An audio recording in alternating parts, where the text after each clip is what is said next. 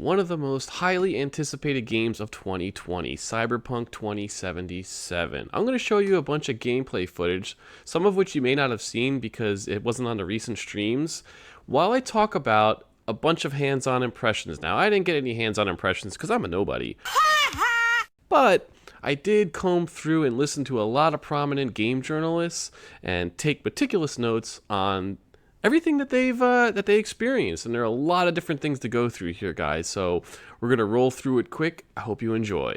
Hit it, spandex.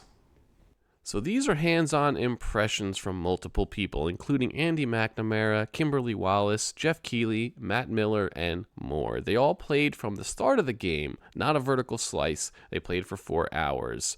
So you have a super in-depth character creator. It fits with the theme of the game of body augmentations. You could do a lot of stuff here, different voices, different looks, and yes, genital customization. You pick from 3 different character backstories. It seems that they relate both to story and gameplay. There are different starts and missions, at least in the early game. Different backstories. It seems to affect at least a prologue and dialogue options you can choose. You could do Street Kid, Nomad, and Corpo. Basically, Corpo is your corporate stooge, dealing with the bureaucratic, cutthroat world of corporate interpersonal politics and the acquisition of power. By the way, fun little fact here, Jeff Keighley picked the Corpo path and joked it's because he's such a corporate guy. That's a funny moment. I like Jeff Keighley, he's underrated. The Street Kid, you deal with the urban lower class struggles, where you get street cred, you have connections, you're rebellious. The Nomad, you're kind of a Mad Max classic Western style, lone wolf outsider coming into town. The relationship with NPCs will be different for all 3. And you have a new dialogue choice that may appear specific to your character type. It's set in the free state of Northern California between LA and San Francisco. It said it reminded them of Japan, Tokyo perhaps, where you have towering buildings drenched in neon, and it felt oppressive and futuristic yet familiar.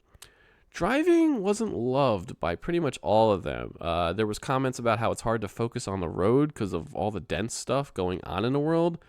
Also seems that driving appears to be very common and necessary because of how big the world is.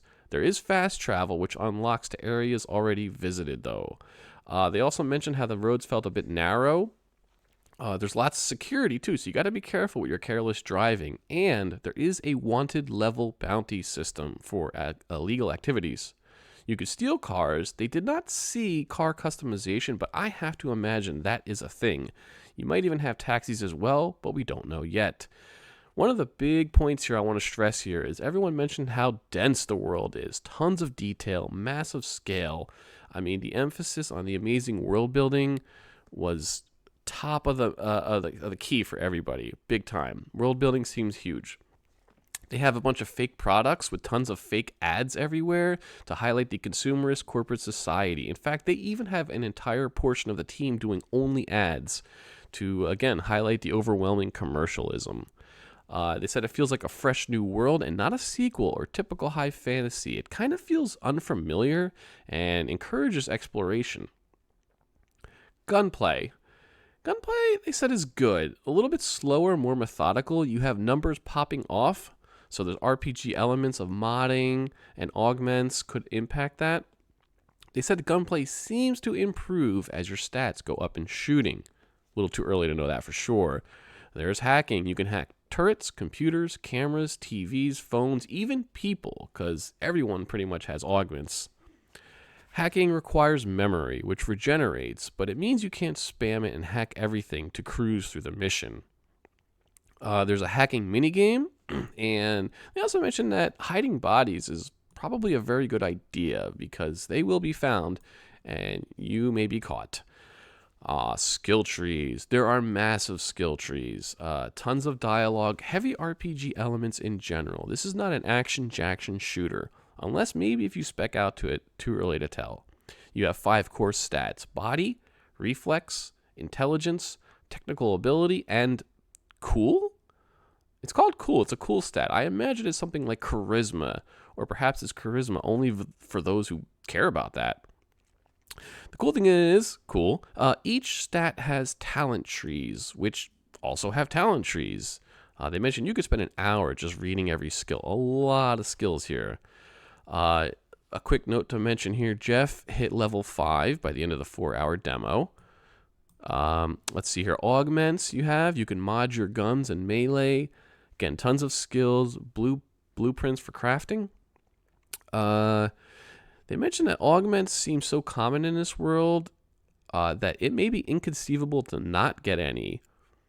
You even technically have them at character creation, so there's that. 3 gun slots right away you get. So for an example, shotgun, rifle, and a pistol. Let's see. Typical melee they mentioned. You have a quick attack, strong attack, block, and counter. The stealth is pretty basic from what they've experienced. They mentioned you can get super strength to rip off doors, which is cool. Using abilities level them up, which is an interesting thing. Something maybe like Skyrim. And there is also an official level too, so that's kind of cool. One thing I should mention here, one quest in particular that they mentioned was done in a ton of different ways. One way even leading to a big chase scene and a boss battle, which you could totally miss. And there's just a lot of elements of who to work with, potential backstabbing, a lot of different motives here. Okay, there's cover. You could slide. There's actually color rarity drops on loot. They put a little bit of an emphasis on loot, especially Matt Miller. It does seem like there's going to be a lot of loot in this with color coding. The map, they said there's a lot of icons on the map. They mentioned when you enter a new area, you may get contacted from your people about nearby leads. So there may be a dynamic sort of quest thing going on there, which makes sense in this genre. Some more notes. Tons of verticality. You have to be wary of what or who is above or below you. There are lots of factions and individuals with goals and motivations. So again, probably a lot of backstabbing and shaky alliances. You can expect morally gray decisions because this is Witcher 3. This is CD Projekt Red. And the Cyberpunk universe seems to fit right in with that kind of theme of things are not always what they seem. Big focus on choice, both in story and narration, but also gameplay. I'm guessing there are no clear-cut good or bad things here, people or options. Based on the devs and the universe of Cyberpunk, you have some noir detective elements of unraveling cases and secrets. Jeff Keighley, he was high on the voice acting, but all I've heard personally, I'm not sure. Witcher 3 had maybe the best voice acting ever in this genre. So we'll see, but I'm not convinced on the voice acting yet. Jeff Keighley liked it, but we'll see. Nobody else really emphasized voice acting, so not sure. I did love the fictional language. It's taken from the Cyberpunk and Shadowrun universes. It's kind of silly and self-aware, but great. They have their own language. Love it.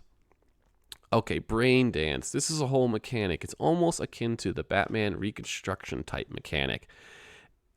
Everyone on this said it was a bit overwhelming and confusing and maybe needs to be more intuitive.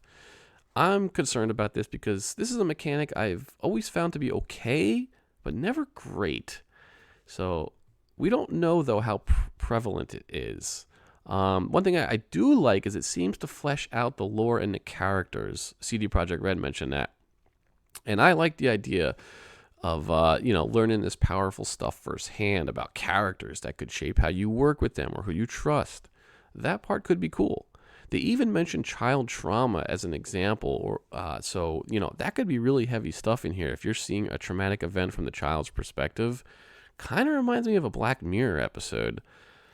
And one thing that's funny here too is they have influencers who you can pay in this society to observe their interesting lives, which is pretty meta and pretty funny. Moving on. So after the prologue, which it seems to really open up, and it's just like they're saying, here's the world, do what you want.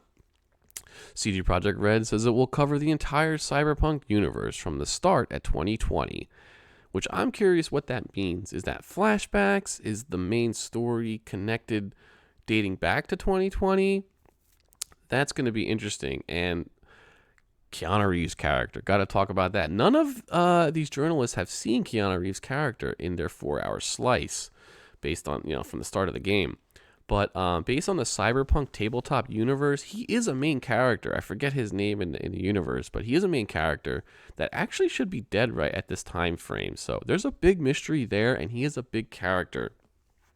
Another note that I found here doing some research is that apparently Keanu Reeves' character has the second most number of dialogue lines behind the main character, V.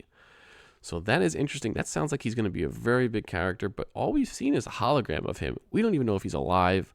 What's the deal? So yeah, after the 4 hours, they all say it feels like they just scratched the surface and right about to really start the adventure. I have a question. How does level scaling work? They didn't answer that. I'm sure they probably knew and forgot to mention it. If anybody knows, let me know in the comments. Level scaling, that's something that I really don't like in games. I really prefer entering a new area and it's like, man, these guys are way too hard for me. I'll come back when I have a higher level.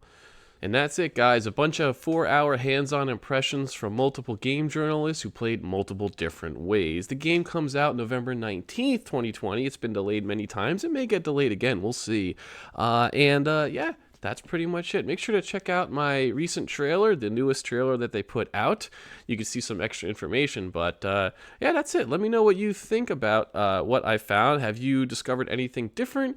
Obviously, I couldn't listen to every single game journalist, but I think I was fairly comprehensive. So let me know what you think. Make sure to sub, maybe consider supporting me on Patreon, and I will catch you on the next one. Bye, everybody.